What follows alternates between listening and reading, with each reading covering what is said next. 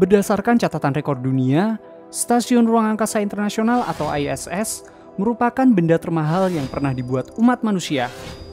Sejak dibangun pada 1998, hingga hari ini ISS memiliki harga total lebih dari 150 miliar dolar Amerika, atau setara dengan lebih dari 2.300 triliun rupiah. Bayangin aja, berapa mangkok mie instan yang bisa dibeli dengan uang sebanyak itu. Tapi apakah harga stasiun ruang angkasa ini bisa menjadi patokan jika NASA maupun badan antariksa milik negara lainnya selama ini hanya buang-buang uang? Yuk kita simak penjelasannya pada episode Nose ID kali ini.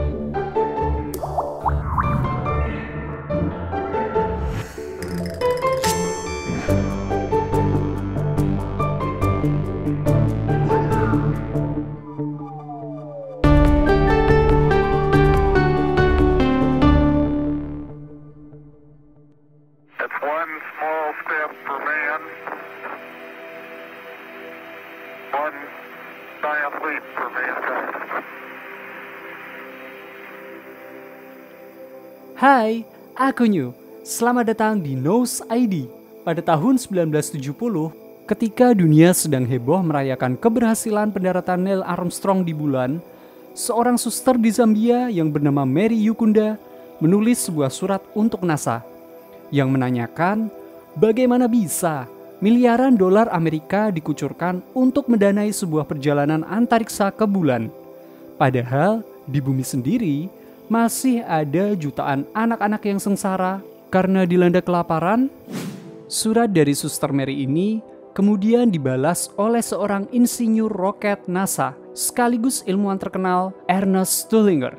Dalam surat balasannya, Stullinger menyampaikan eksplorasi luar angkasa merupakan hal yang sangat penting dan bahkan sama pentingnya dengan usaha besar umat manusia untuk menghilangkan kelaparan dari muka bumi.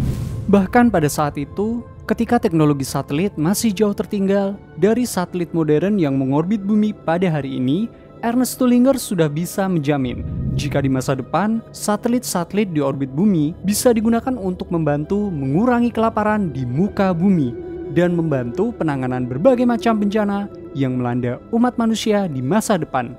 Dan pada hari ini, janji Ernest Stullinger pun terbukti. NASA dan puluhan departemen luar angkasa milik negara-negara lainnya saat ini meluncurkan banyak satelit yang bisa digunakan untuk membantu sektor pertanian. Komunitas-komunitas petani di Afrika dan di berbagai wilayah lain di seluruh dunia sedikit demi sedikit telah menggunakan data cuaca dari satelit untuk membantu menentukan siklus tanam hingga memetakan lahan-lahan yang memiliki potensi kesuburan dan bisa diolah menjadi lahan pertanian yang produktif. Tapi Ernest Stullinger juga menegaskan, jika umat manusia hanya mengandalkan eksplorasi luar angkasa saja, tentunya tidak akan bisa menghapuskan kelaparan dari muka bumi. Fenomena kelaparan yang melanda Afrika dan berbagai wilayah lain di seluruh dunia selain dipicu oleh masalah perubahan iklim, faktanya juga turut disebabkan oleh tindakan isolasi negara, konflik politik, dan peperangan.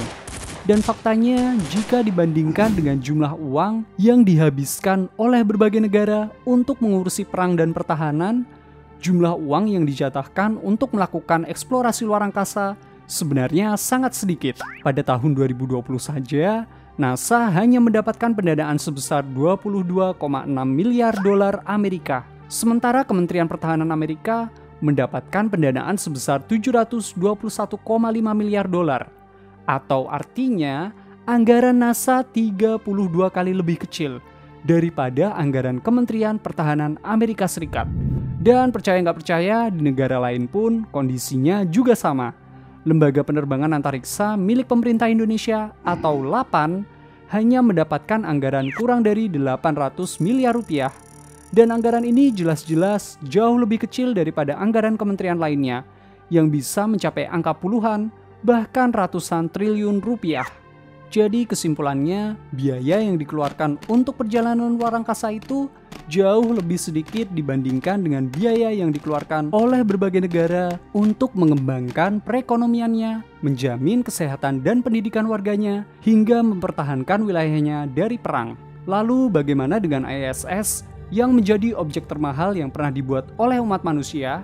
Faktanya biaya pembangunan dan pengoperasian ISS sebenarnya tidak hanya ditanggung sendirian oleh NASA, tapi ISS merupakan proyek kolaborasi antara Amerika, Rusia, Uni Eropa, dan puluhan negara lainnya yang juga menyumbangkan uang mereka untuk mendanai proyek ini. Dan pendanaannya pun dipecah selama lebih dari 20 tahun. Sehingga uang yang dikucurkan ke ISS setiap tahunnya sebenarnya jauh lebih kecil daripada biaya-biaya yang dialirkan untuk menangani sektor lainnya. Inilah kenapa stasiun ruang angkasa ini dinamai Stasiun Ruang Angkasa Internasional, karena proyeknya melibatkan banyak negara dari seluruh dunia, termasuk negara yang saling bermusuhan secara politik, yaitu Rusia dan Amerika.